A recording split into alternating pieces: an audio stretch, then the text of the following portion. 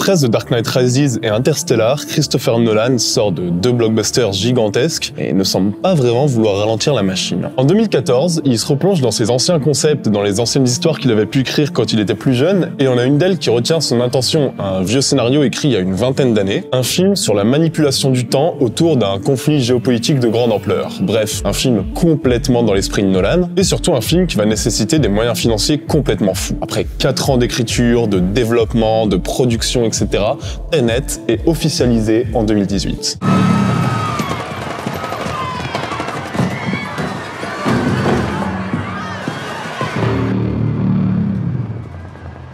Un nouveau concept, une nouvelle franchise. Bon, en temps normal, le budget aurait été assez réduit, mais là on parle de Christopher Nolan. Du coup, le film parvient à monter à plus de 250 millions de dollars. Je sais pas si vous vous rendez compte. C'est autant que The Dark Knight Rises, qui est le 3e opus d'une trilogie énorme avec un personnage que tout le monde connaît. Là, on parle d'une nouvelle franchise. C'est énorme. Donc Tenet, malgré le prestige de Nolan, c'est un risque énorme qui doit, pour être rentable, limite refaire le coup d'Inception et tout exploser au box-office. Pour ça, comme souvent avec Nolan, un casting plutôt prestigieux va se mettre en place. Robert Pattinson, John David Washington, Aaron Taylor Johnson, Clémence Poésy, bref, que du beau monde autour de Nolan et une équipe de près de 300 personnes qui s'apprêtent à lancer le tournage du blockbuster en mai 2019. She has the right to know why she might die. Am I gonna die? Not if we have something to say about it. And we do. Who are you? Let's start with the simple stuff. Un tournage de très grande ampleur, mais quasi démesuré en fait, qui va durer 3 mois et qui nécessitera des constructions assez folles et surtout des effets spéciaux pratiques, comme souvent avec Nolan, qui sont quand même assez tendus. Notamment, ça a été un gros moment promo, le crash du Boeing 747. Ça, c'est le genre de séquence et le genre d'idée que seul Christopher Nolan peut mettre en place à Hollywood.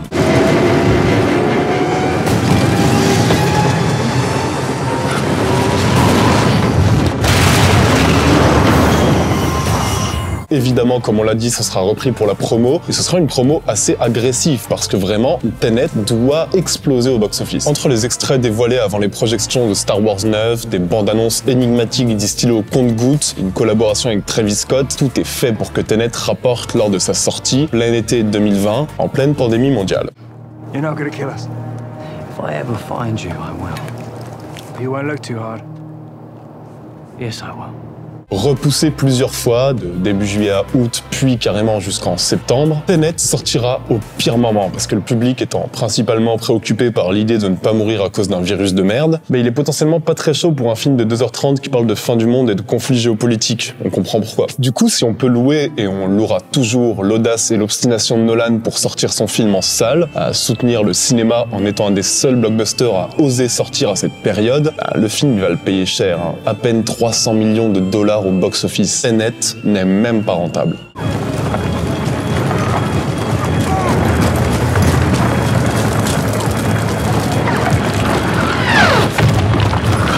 Bon, alors relativisons, on est évidemment très loin des succès des précédents Nolan qui rapportaient plutôt entre 600 millions et 1 milliard de dollars, mais vu le contexte, Tenet s'en sort quand même avec les honneurs et surtout il bénéficie d'une réception critique qui est assez favorable. Entre les nominations aux Golden Globes et aux Oscars et les critiques qui jugent le film quand même assez impressionnant et assez jouissif, Tenet il reste un pari audacieux et c'est loin d'être une tâche dans la filmo de Nolan, mais j'ai un rapport un peu compliqué avec Tenet. Vous savez que j'aime assez le cinéma de Nolan, j'aime son écriture, j'en vois les défauts, mais les indéniables qualités me permettent d'en faire abstraction. Tenet, les qualités, oui, alors je les vois, c'est une certaine maestria visuelle, c'est une photographie plutôt sublime, c'est un Nolan qui parvient enfin à éliminer ses 2 plus grands défauts, c'est-à-dire son incapacité à filmer l'action et son utilisation intenable de la musique de Hans Zimmer. Ici, il n'y a plus de Hans Zimmer, il y a une action non-stop qui n'a jamais été aussi percutante, puissante et ludique, en tout cas chez Christopher Nolan. Mais le truc, c'est qu'à côté de ça, Tenet, c'est un tel cliché du cinéma de Nolan. Il y a une sorte de fausse complexité qui donne presque un côté un peu pompeux, en tout cas sans âme. On a vraiment l'impression de voir une grosse machine, quoi. Il n'y a aucune émotion. Là où Inception avait ses vrais beaux moments, là vraiment on est sur une machine grise.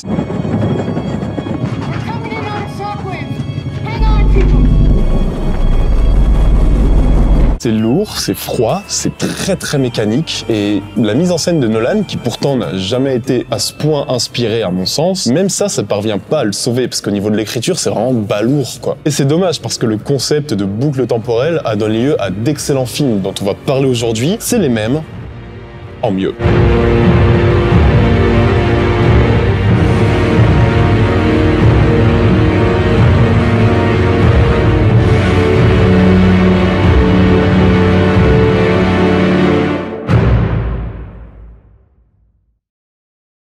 Ok, pour le premier film, laissez-moi vous parler d'une théorie, la théorie du chat de Schrödinger, pardon pour la prononciation. Imagine que t'enfermes un chat dans une boîte avec du poison ou autre chose comme ça qui peut le tuer. Selon cette théorie, à ce moment-là, il y a deux réalités qui vont subsister au même moment. Il y en a une où le chat est vivant, il y en a une où le chat est mort. Et les deux réalités existent, et il y a qu'au moment où on va ouvrir la boîte où les deux réalités qui existent vont se confondre en une seule et où le chat sera soit vivant, soit mort. On est sur la chaîne de Poisson Fécond ou comment ça se passe? Ok, non, mais c'est parce que je vais vous parler d'un film de science-fiction thriller qui s'inspire de cette théorie et qui s'appelle Cohérence.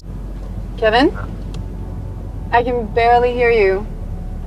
Le concept, il est assez fascinant. C'est un groupe de potes qui se donnent rendez-vous pour un repas en Californie le soir même où une comète frôle la Terre. Ok, le dîner se passe plutôt bien, tout est plutôt sympa. Puis d'un coup, coupure de courant. Ok, l'ambiance devient assez étrange. Dans le quartier, une seule maison allumée. Tout le groupe de potes vont y aller et là, le film va commencer. Chaque personnage a un double de lui dehors. Cohérence, c'est un film qui a coûté exactement 5000 fois moins cher que Tenet, puisque c'est un film qui a coûté 50 000 $. Et croyez-moi, c'est un film qui sort vraiment du lot.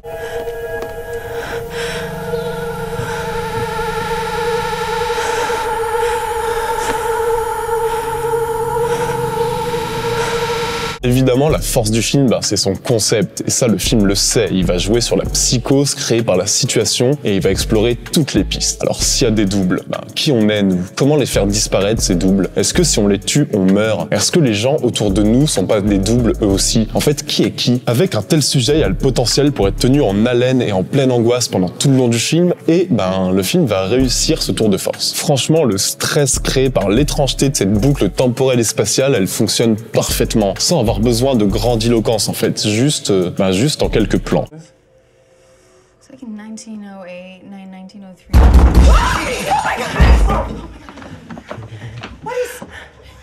What was that? I don't know. Lock that front door. Baby, I'm gonna get the bat. Yeah, give me the bat. Oh my god. Mike, is that door locked? I'll check it. Baby, stay away from the door. Le film va nous bombarder d'indices, certains nous seront utiles, d'autres pas du tout. On est tout le temps sur le qui-vive en fait. On sait pas trop à quoi s'attendre, parce que dans son concept même, on sait que tout est possible. C'est un film qui n'a aucune barrière, et ça nous aide beaucoup à nous immerger dans un récit qui est très maîtrisé. Alors attention, évidemment, faut pas s'attendre au déluge d'action que pouvait avoir Tenet ou qu'a même globalement tout le cinéma de Nolan. Il y aura pas de grands discours sur une boucle temporelle un petit peu pompeux pour empêcher une troisième guerre mondiale. Non, pas de ça dans Cohérence. Ici, le récit, il est ambitieux, mais il reste à échelle humaine et il a conscience de ses moyens pour en faire vraiment des qualités, quoi.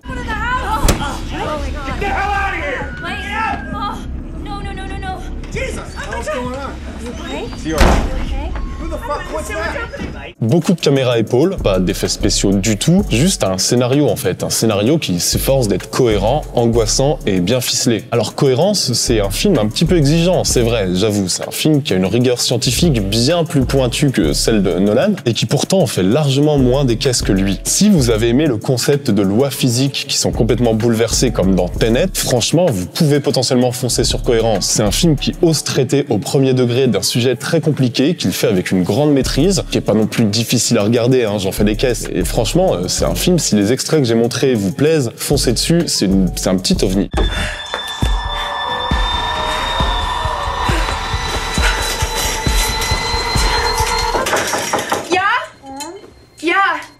Et si dans Tenet, ce que vous avez aimé, c'est pas tant les discours scientifiques que les possibilités ludiques offertes par la manipulation du temps. Dans ce cas, vous allez adorer le deuxième film, qui est un film espagnol. Alors je vais donner le titre anglais pour ne pas massacrer la belle langue espagnole avec mon accent bourguignon de l'espace. Je vais parler de Time Crime, qui est un film de Nacho Vigalondo. C'est aussi le réalisateur d'un film dont j'ai déjà parlé sur cette chaîne, que j'adore, qui s'appelle Colossal. Et Time Crime, c'est un film que j'aime beaucoup.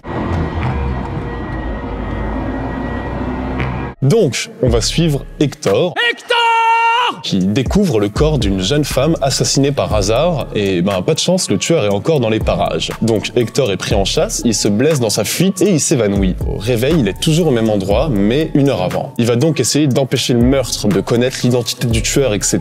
Et en faisant ça, il va déclencher une série de catastrophes. Time Crime, c'est un film extrêmement original qui va dépasser toutes vos attentes et qui mélange tous les genres. Tienes que esconderte de él.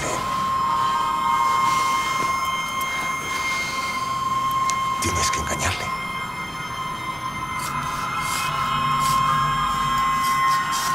Avec un tel pitch, tu t'attends à quoi? Tu t'attends à un film noir, à un thriller, peut-être à la limite du film d'horreur? Parce qu'il y a un boogeyman, qui est extrêmement stylé d'ailleurs. Il y a des victimes, il y a des cadavres, il y a des meurtres. Alors, t'auras ça, t'auras une intro qui sera digne d'un film d'horreur, c'est l'inspiration dès la scène d'intro, puis t'auras une plongée dans la totale science-fiction, et enfin tu vas voir une sorte de comédie noire sur les boucles temporelles qui est franchement hilarante et réjouissante, et qui est ultra surprenante. Moi je m'attendais pas du tout à ce que le film prenne ce virage-là. C'est toujours pris au premier degré, alors c'est pas une comédie à proprement parler, mais en fait ça se permet des séquences ultra ludiques et divertissantes, parfois franchement drôles, surtout le bordel que met le héros en remontant dans le temps et en changeant des éléments dans son récit. Mira, yo estaba en el jardín porque esta es mi casa, ¿sabes?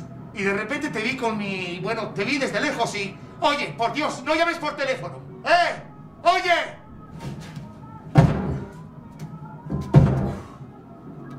Le tout dans un scénario d'une grande fluidité qui navigue parfaitement entre les genres sans qu'on sente de transition nette. Et il y a une vraie maestria dans l'écriture, mais aussi dans la réalisation. Parce que oui, c'est pareil, c'est un film qui est fauché. D'ailleurs, c'est un premier film aussi. Mais il est vraiment intelligent et bien pensé. Et c'est assez intéressant de voir que chaque détail a un sens en fait. Tout est précis, tout est carré, tout fonctionne hyper bien. Time Crime, ça aurait pu être un film de petit malin, ça aurait pu être un film un peu pompeux. Mais en fait, non, son ultra conscience de ce qu'il est, sa manière de jouer avec toutes les possibilités de la boucle temporelle, avec une générosité qui est dingue dans les situations, ça lui donne vraiment un sacré charme. Está rodeando la casa.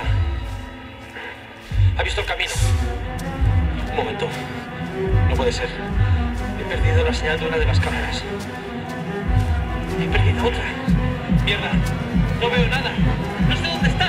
¡Corre! Ok, waouh, j'ai encore 2 films dont j'ai besoin de vous parler rapidement. Des films qui sont peut-être un peu plus connus que les 2 premiers, mais je sens que vous avez envie que j'en parle. Je sens que vous avez envie de grosses explosions, je sens que vous voulez que ça pète de partout. Vous voulez du complot, vous voulez de la baston, vous voulez de la géopolitique à grande ampleur avec un soupçon de voyage dans le temps. Bah ça tombe bien, je vais vous parler d'un film de Tony Scott qui s'appelle Déjà Vu.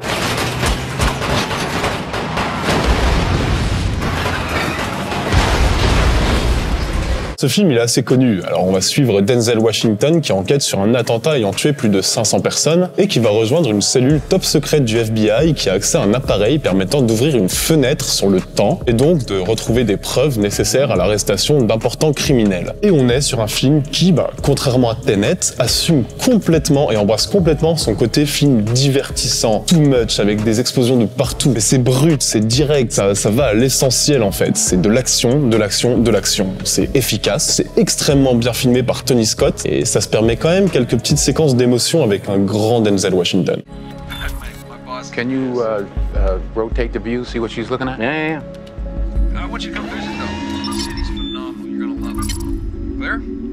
En fait, la différence avec Nolan, c'est que Nolan, il est amoureux de son concept et du coup, il va chercher à la rationaliser à tout prix, à nous faire prendre conscience que son concept est génial, à faire en sorte qu'on le comprenne en permanence. Tony Scott, lui, il s'en fout. Son concept, il va s'en servir pour nous divertir comme des gosses. Il va pas nous chercher à nous expliquer le pourquoi du comment. Et ça fait de Déjà Vu un film qui est finalement peut-être un peu plus digeste, plus facile à voir et qui en fait largement moins des tonnes que Tenet. Et pourtant, ça rejoint complètement, à la base, les mêmes thématiques.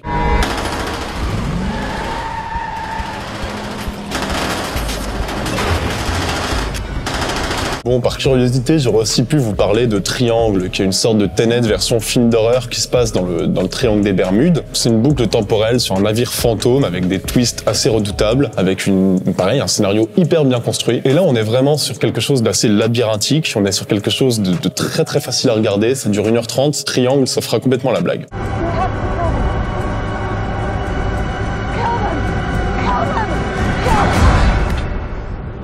Ok, c'est tout pour cette vidéo, j'espère qu'elle vous aura plu. Pour la prochaine vidéo, ça va être du très très très lourd. Je vous propose soit Midsommar en mieux, soit L'héritage de Robocop.